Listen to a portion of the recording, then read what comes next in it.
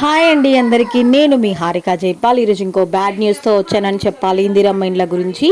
అయితే మన రాష్ట్ర ప్రభుత్వం ఇందిరమ్మ ఇండ్ల కోసం అర్హుల జాబితానైతే సిద్ధం చేసి కేంద్ర ప్రభుత్వానికైతే నిధులు రిలీజ్ చేయమని చెప్పేసి అర్హుల జాబితా లిస్టు దానికి సంబంధించిన డాక్యుమెంట్స్ అన్నిటినీ కేంద్ర ప్రభుత్వానికి సబ్మిట్ చేసిందనమాట. సో అప్పుడు వాళ్ళు ఇచ్చిన షాక్ ఏంటంటే ఫీజులు పోతాయి అనమాట. నేను చెప్తే ఏంటి అంటే వాళ్ళు మీరు అంటే నార్మల్గా చేసిన సర్వేని మేము లెక్కలోకి తీసుకోము, త్రూ యాప్ ద్వారా చేసిన సర్వే అయితేనే మేము నిధులు రిలీజ్ చేస్తాము. అట్ ద సేమ్ టైం మేము నిధులు రిలీజ్ చేసిన తర్వాత కూడా ఎవరైనా అనర్హులకు ఇల్లు వచ్చింది అని తెలిస్తే నిధులు అప్పటికప్పుడే ఇవ్వడం ఆపేస్తాము అని చెప్పేసి కూడా ముందే చెప్పింది. సో అందుకని అనర్హులు ఎవ్వరు ఉండకూడదని చెప్పేసి క్లియర్గా అయితే వాళ్ళు కొంచెం కష్టపడే అర్హుల లిస్ట్ని అయితే రెడీ చేశారు. రెడీ చేసి సబ్మిట్ చేస్తే ఇలా ఇచ్చిన లిస్ట్ని మేము తీసుకోము, త్రూ యాప్ ద్వారా చేస్తేనే మేము ఆ లిస్ట్ని తీసుకుంటాము అని చెప్పేసి ఒక పెద్ద షాక్ అయితే ఇచ్చింది. సో అది ఏంటి అనేది ఇప్పుడు నేను మీకు ఈ వీడియోలో చెప్తాను, చూడండి. TG Indiramma housing scheme Indiramma గ్రామీణ ప్రాంత అర్హుల జాబితాపై కేంద్ర ప్రభుత్వం మెలికపెట్టింది. తాము రూపొందించిన యాప్తో సర్వే చేస్తేనే వివరాలు తీసుకుంటామని స్పష్టం చేసింది. సో మళ్ళీ సర్వే చేసి వివరాలు ఇవ్వాలని చెప్పింది. ఆల్రెడీ వాళ్ళు రెడీ చేసిన లిస్ట్ని మేము తీసుకోము, త్రూ యాప్ ద్వారా సర్వే చేస్తేనే వాటిని మేము పరిగణలోకి తీసుకుంటాము అని చెప్పేసి అయితే కేంద్ర ప్రభుత్వం అయితే పెద్ద షాకే ఇచ్చిందనమాట. సో కేంద్ర నిధుల మేరకు సర్వే చేశామని ఆమోదించాలని మన ప్రభుత్వం కోరిందనమాట. సో వాళ్ళు అడిగినా సరే వీళ్ళు ఇచ్చేటట్లేదు, మేము ఒప్పుకోము, కంపల్సరీ మీరు త్రూ యాప్ ద్వారా సర్వే చేస్తేనే మేము ఆ లిస్ట్ని అయితే తీసుకుంటాము అని చెప్పేసి కేంద్ర ప్రభుత్వం అయితే మన ప్రభుత్వానికి అయితే చెప్పిందనమాట.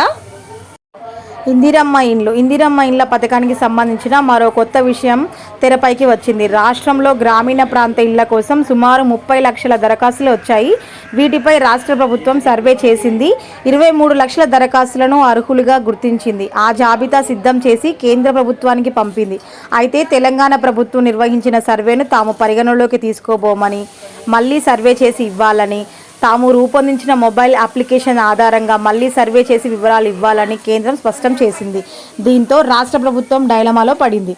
మళ్ళీ అన్ని లక్షల దరఖాస్తులకు సంబంధించిన కేంద్ర యాప్తో సర్వే చేయడం ఇప్పటికిప్పుడు అయ్యే పని కాదు.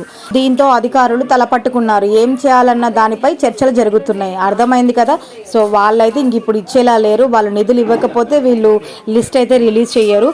సో ఫర్దర్గా వాళ్ళు మళ్ళీ ఇస్తారా లేదా అనేది సెకండరీ. ఇళ్ల నిర్మాణం ప్రారంభం ఆల్రెడీ కొంతమందికి ఇల్లు అనౌన్స్ చేసి అమౌంట్ ఇస్తాము అని చెప్పేసి కొన్ని ఇల్లులు అయితే స్టార్ట్ చేశారు. 4 ఏళ్లలో దాదాపు 20 లక్షల ఇళ్లను నిర్మించాలని రేవంత్ ప్రభుత్వం లక్ష్యంగా పెట్టుకుంది. అయితే వీటికి సంబంధించిన నిధులు కేంద్రం నుంచి రాబట్టాలని ప్రయత్నాలు చేస్తుంది. అయితే పిఎం ఆవాస్ యోజన పథకం కింద 20 లక్షల ఇళ్లను మంజూరు చేయాలని కేంద్రాన్ని కోరిందనమాట. అయితే వాళ్ళు మాత్రం ఇంకో కొత్త మెలిక పెట్టింది. ఏంటి రూల్స్ కండిషన్స్ అయితే పెట్టారనమాట. అవేంటో ఇప్పుడు చూద్దాం. కేంద్రం కండిషన్లు అయితే ఇప్పటి వరకు ఎన్ని ఇండ్లు మంజూరు చేస్తున్నామనే దానిపై కేంద్రం స్పష్టత ఇవ్వలేదు. అటు ఒక్క ఇల్లు కూడా అనర్హులకు అందకూడదని కేంద్రం ఖరారు చేసిన నిబంధనలకు ఖచ్చితంగా అమలు చేయాలని స్పష్టం చేసింది. అనర్హులకు ఇల్లు మంజూరు చేసినట్టు తేలితే నిధులు ఇవ్వబోమని కండిషన్లు పెట్టింది. ఇది బాగానే ఉంది, కానీ నిధులు అయితే ఇవ్వట్లేదన్నమాట. అయితే అసలు కారణాలు ఏంటి? ఇండ్ల కోసం వచ్చిన దరఖాస్తులపై సర్వే చేశారు, కానీ అందులో బ్యాంకు ఖాతా, ద్విచక్ర వాహనాలు, పన్ను చెల్లించే వివరాలు ఏవీ లేవని, అవి లేకుండా జాబితాను తీసుకోబోమని కేంద్ర ప్రభుత్వం స్పష్టం చేసినట్టు తెలుస్తోంది. ఇవి పెద్దగా తేడా చూపే అంశాలు కావని, ఇండ్లను మంజూరు చేసే నాటికి ఆ వివరాలను కూడా అప్లోడ్ చేస్తామని తెలంగాణ ప్రభుత్వం మళ్ళీ కోరినట్టు సమాచారం. అనుకూలంగా స్పందించి నిధులు ఇస్తుందని రాష్ట్ర ప్రభుత్వం ఆశాభావంతో ఉంది. కానీ ఇప్పటి వరకు కేంద్రం నుంచి ఎలాంటి స్పష్టత రాలేదు. సో వాళ్ళైతే రెస్పాండ్ అవ్వట్లేరు. వీళ్ళైతే ఇల్లు ఇవ్వాలి, లిస్టు రిలీజ్ చేయాలి, 20 lakhs ఇళ్ళని మనం ఈ 4 ఏళ్లలో కట్టించి ఇవ్వాలి అని చెప్పేసి వాళ్ళు ఒక టార్గెట్ అయితే పెట్టుకున్నారు. సో వాళ్ళకైతే ఫైటింగ్ జరుగుతుంది.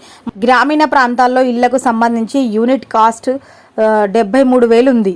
ఈ నిధులున్న పొందుతామంటే కేంద్రం పెట్టిన మెలిక తెలంగాణ ప్రభుత్వాన్ని కలవరపెడుతోంది. రాష్ట్ర ప్రభుత్వం ఒక్కో ఇంటికి 5 లక్షల ఆర్థిక సాయం చేయాలని నిర్ణయించింది. కేంద్రం నుంచి సాయం అందని నేపథ్యంలో మొత్తం నిధులు రాష్ట్రమే భరించాల్సి వస్తుంది. అది పెద్ద భారంగా మారుతుందని అధికారులు చెబుతున్నారు. మొత్తానికి కేంద్రం పెట్టిన మెలిక ఇండ్ల ఆశలపై నీళ్లు జల్లింది. అర్థమైంది కదా మీకైతే. ప్రజెంట్ అయితే వాళ్ళిద్దరి మధ్య అంటే మాటలతోనైతే జరుగుతోంది యుద్ధం అనే చెప్పాలి. సో అందులో వాళ్ళు కేంద్రం ఒప్పుకుంటే నిధులు వస్తాయి, ఒప్పుకోకపోతే నిధులు రావు. లేదంటే త్రూ యాప్ నుంచి సర్వే చేసి లిస్ట్ రిలీజ్ చేయాలంటే ఇంకా టైం పడుతుంది. సో ఇంకెన్ని అప్డేట్ ఏదైనా వచ్చినా మీకు నేను చెప్తాను. సో నన్ను ఇప్పటి వరకు ఈ రోజు వరకు వచ్చిన అప్డేట్ అయితే ఇది అబ్బా.